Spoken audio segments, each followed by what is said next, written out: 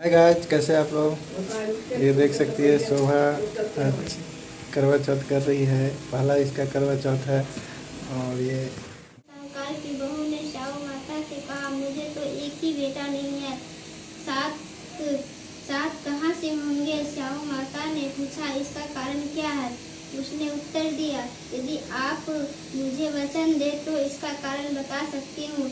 श्याऊ माता ने उसे वचन दे दिया। वचनबद्ध करा लेने के बाद साहूकार की बहू ने कहा, मरी कोख तुम्हारे पास बंद पड़ी है, उसे खोल दे।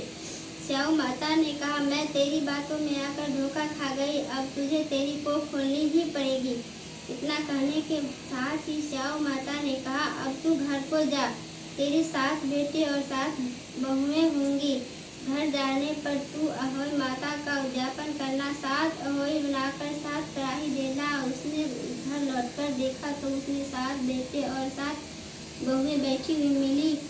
वह खुशी के मारे भाव विभोर हो गई। उसने 7 बहुओं को बनाकर 7 कराही देकर उद्यापन किया। इसके बाद ही दीपावली का पर्व आया। उसकी जेठानी हुए अपनी बहन से बोले, बहन चांद निकल आया है, अर्घ देकर भोजन कर लो।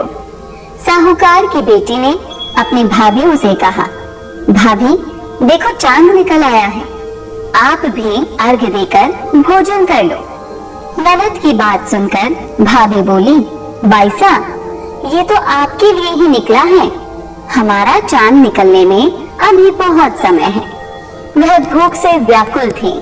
वो चांद को अर्घ देकर भोजन करने बैठ गई। जैसे ही उसने पहला घास खाया तो उसे छींक आ गई। दूसरा घास खाते ही उसमें बाल निकल आया और तीसरा घास अभी खाने ही वाली थी कि उसके ससुराल से बुलावा आ गया। उसे विदा करने के लिए माँ ने जब बक्से से कपड़े निकाले तो काले कपड़े मिले। दूसरी बार सभी कपड़े सफेद मिले। माँ घबराकर बेटी से बोली, बेटी रास्ते में जो भी छोटा और बड़ा कोई भी मिले सबके पैर छूते हुए जाना, और जो भी पूर्ण सुहाग का आशीर्वाद दे वही अपने पल्ले में गांठ बांध लेना।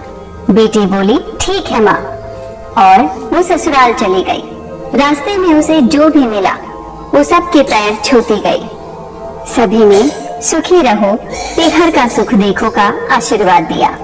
वो अपने ससुराल पहुंच गई। ससुराल के दरवाजे पर छोटी ननद खेल रही थी।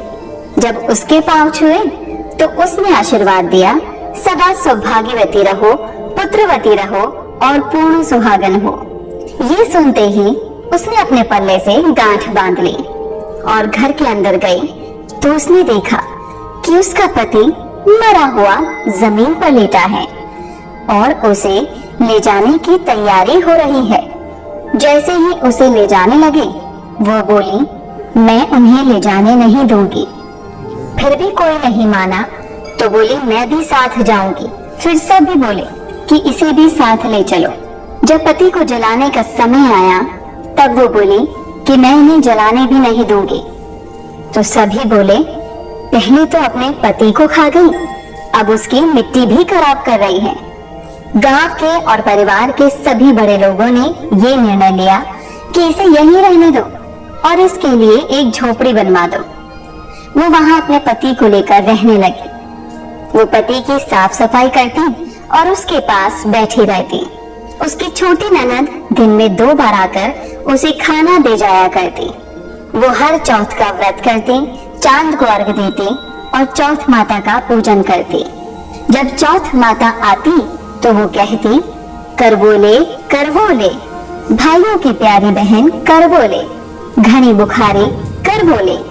वो चौथ माता से अपने पति के प्राण भी मांगती थी। चौथ माता कहती, जब हमसे बड़ी चौथ आएगी तो उससे अपने पति के प्राण मांगना।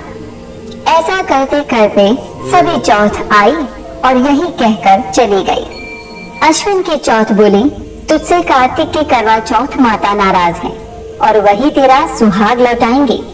जब वो आए तो उनके पैर मत छोड़ना। करवा चौथ आई तो उसने अपनी छोटी ननद से श्रृंगार का पूरा सामान मंगवा लिया और करवे भी मंगा लिए। सास ने सोचा पागल हो गई है, जो मांगती है ले आओ। उसने करवा चौथ का व्रत रखा। चांद निकलने पर अर्घ दिया। जब चौथ माता प्रकट हुई तो चौथ माता बोली, करवो ले, करवो ले, 7 भाइयों की प्यारी करवो ले, दिन में चांद उगाने वाली करवो ले, घनी बुखारी करवो ले। तब उसने चौथ माता के पैर पकड़ लिए और बोली, माता मेरा सुहाग वापस कर दो। चौथ माता बोली, तू तो बड़ी भूखी है, 7 भाइयों की प्यारी बहन है, तुझे सुहाग से क्या काम है? तब वो बोली, नहीं माता, मैं आपके पैर तब तक नहीं छोड़ूंगी जब तक आप मेरा। हाय गाइस, कैसे आप लोग? ये देख सकती है शोभा आज करवा चौथ कर रही है। पहला इसका करवा चौथ है और ये पूजा हो चुका है। अब चांद देखने की बारी है और अब हम लोग चलते हैं छत पे। मेरा चांद यही है, इन्हीं को देखेंगे। वो तो है, लेकिन फिर भी पहला तो चांद को ही देखा जाता है ना। तो हम लोग अब छत पे जाने की तैयारी में हैं। और ये देखिए मेरी मम्मी जी है और ये देख सकते हैं। जैसे जैसे हमको आता है वैसे वैसे हमने किया, पहली बार करवा चौथ। इसका पहला करवा चौथ था, इसलिए सब उतना इसके बारे में जानकारियाँ नहीं है, फिर भी जैसा हुआ वैसा की है। तो आप लोग बताइए कैसा इसका करवा चौथ है। चलिए हम लोग छत पे चलते हैं। फिर सुहाग वापस नहीं करोगी। चौथ माता ने सुहाग का सारा सामान मांगा तो उसने एक एक करके 16 श्रृंगार का पूरा सामान दे दिया। चौथ माता ने अपनी आँखों से काजल निकाला, नाखूनों से मेहंदी निकाली और मांग से सिंदूर निकाला और चिट्ठी की उंगली का छींटा दिया, जिससे उसका पति जीवित हो गया। और चौथ माता जाते जाते उसकी झोपड़ी पर लात भी मार गई, जिससे उसकी झोपड़ी महल में बदल गई। जब छोटी ननद अगले दिन खाना लेकर आई, वो ननद को देखते ही दौड़ी दौड़ी उसके पास आई और बोली, देखो बाई साहब, आपका भाई वापस आ गया। घर जाओ और सासू जी से कहो कि गाजे बाजे के साथ हमें लेने आए। ननद दौड़ी दौड़ी माँ के पास जाकर बोली, माँ भाई जिंदा हो गया। माँ भाई जिंदा हो गया।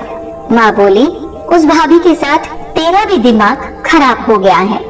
बेटी बोली, नहीं माँ, मैंने अपनी आँखों से देखा है, भाई सच में जिंदा है।